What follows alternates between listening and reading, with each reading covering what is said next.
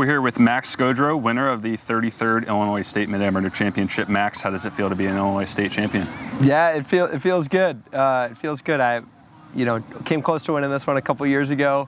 So to get it done today, it feels special. Let's skip back to earlier this morning. You finished the second round after that resumption of play following the weather last night, and then you're one back from the leaders heading into this final round. How did your game feel at that point? Yeah, I liked that I was just in the mix. The game has felt a little up and down the whole tournament, but I was hitting enough good shots that I felt like if I could piece those together for this last round, I'd be in okay shape. And so being one back helped because I was able to kind of go in and not have to force anything. I was right in the mix and just needed to play some solid golf. Yeah, 2 birdies and a bogey in the early stretch of that front 9, and then you get 8 and 9 there back to back. Take us through those 2 holes.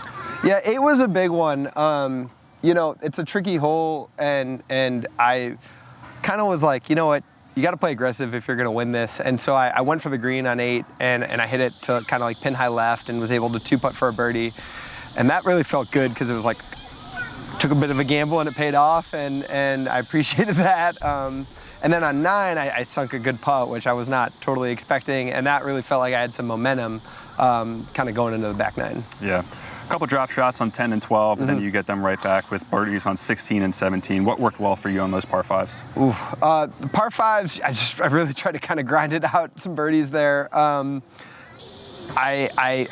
had good short game on those, so I was able to kind of chip it to a pretty close distance for birdie putts on both of those. I didn't play those holes particularly clean, but I was able to kind of get it up and down when I needed to. Right around that stretch, you had some visitors show up there, your wife and kids. What was it like having them out here and obviously ultimately seeing you win this tournament? Yeah, I had no idea they were coming.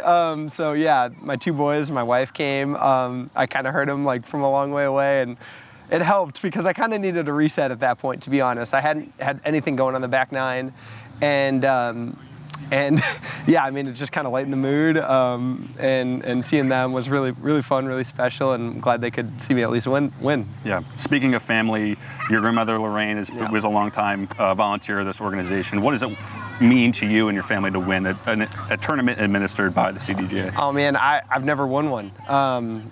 And it still feels weird coming to these events without her as a starter.